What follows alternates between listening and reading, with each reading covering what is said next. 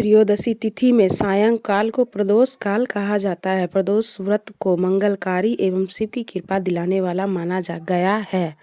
गुरु प्रदोष त्रयोदशी व्रत करने वाले को 100 गायें दान करने का फल प्राप्त होता है तथा यह सभी प्रकार के कष्ट और पापों को नष्ट करता है। इस व्रत की कथा श्रवण करने से यानी सुनने से ऐश्वर्य और विजय का शुभ वरदान मिलता है।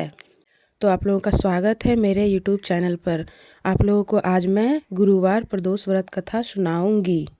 गुरु प्रदोष व्रत शत्रुओं का विनाश करने वाला भी माना गया है। श्री सुत जी के अनुसार यह अति श्रेष्ठ शत्रु विनाशक भक्ति प्रिय व्रत है। कहा जाता है कि एक बार इंद्र और वृत्तासुर की सेना में घनघोर युद्ध हुआ। देवताओं ने दैत्य सेना को पराजित कर नष्ट भ्रष्ट कर डाला। यह देख वृत्तासुर अत्यंत क्रोधित हो स्वयं युद्ध में उद्यत हुआ। आसुरी माया से उसने विकराल रूप धारण कर लिया। सभी देवता भयभीत हो गुरुदेव बृहस्पति की शरण में पहुँचे। बृहस्पति महाराज बोले, पहले मैं तुम्हें वृत्तासुर की वास्तविक परिचय दे दूँ। वृत्तासुर बड़ा तपस्वी और कर्मनिष्ठ है। उसने गंधमादन पर्वत पर घोर तपस्या कर शिवजी को प्रसन्न किया। पूर्व समय में वह चित्ररथ नाम का राजा था। एक बार वह अपने विमान से कैलाश पर्वत चला गया। वहां शिवजी के वाम अंग में माता पार्वती को विराजमान देख वह उपहास पूर्वक बोला, हे प्रभु, मोह माया में फंसे होने के कारण हम स्त्रियों के वशीभूत रहते हैं, किंतु देवलोक में ऐसा दृष्टि गोचर नहीं हुआ कि स्त्री आलिंगनबद्ध हो सभा में बैठे।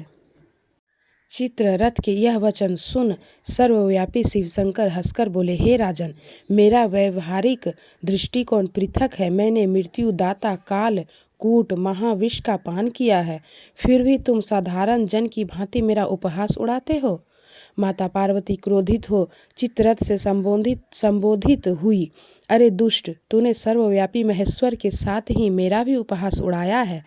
तब मैं तुम्हें वह शिक्षा दूंगी कि फिर तू ऐसे संतों का उपहास का दुस्साहस नहीं करेगा। अब तू दैत्य स्वरूप धारण कर विमान से नीचे गिर, मैं तुझे साफ देती हूँ।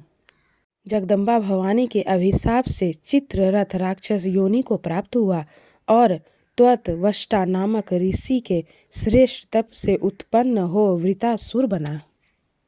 गुरुदेव बृहस्पति आगे बोले, वृत्तासुर बाल्यकाल से ही शिव भक्त रहा है, अतः हे इंद्र, तुम बृहस्पति प्रदोष व्रत कर शंकर भगवान को प्रसन्न करो।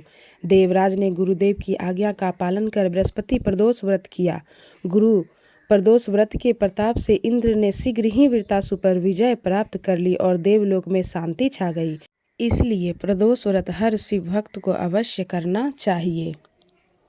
कहा जाता है कि इस कथा श्रवण करने से यानी सुनने से ऐश्वर्य और विजय का शुभ वरदान मिलता है, इसलिए आप लोग यह कथा जरूर सुने। कहा जाता है कि प्रदोष व्रत करने से बहुत सारे फायदे होते हैं। प्रदोष व्रत करने से मनोकामनाएं पूर्ण होती है।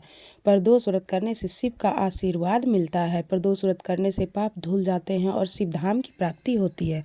प्रदोष व्रत करने से चंद्रमा के खराब प्रभाव को रोका जा सकता है। प्रदोष व्रत करने से मानसिक बेचैनी दूर होती है। प्रदोष व्रत करने से डर और घबराहट दूर होती है। प्रदोष व्रत करने से धन समृद्धि बढ़ती है। प्रदोष व्रत करने से शनि दोष भी समाप्त हो जाता है। प्रदोष व्रत करने से सुहागन स्त्रियों का सुहाग अटल रहता है। प्रदोष व्रत करने से संतान की प्राप्ति होती है। प्रदोष व्रत हर महीने की दोनों पक्षों की त्रयोदशी को रखा जाता है। प्रदोष व्रत के दिन भगवान शिव और माता पार्वती की पूजा की जाती है। अलग अलग दिन पड़ने वाले प्रदोष की महिमा अलग अलग होती है। तो आप लोगों को प्रदोष व्रत की हार्दिक शुभकामनाएं। ये कथा जरूर सुने। हर हर महादेव। आप लोगों का बहुत बहुत धन्यवाद।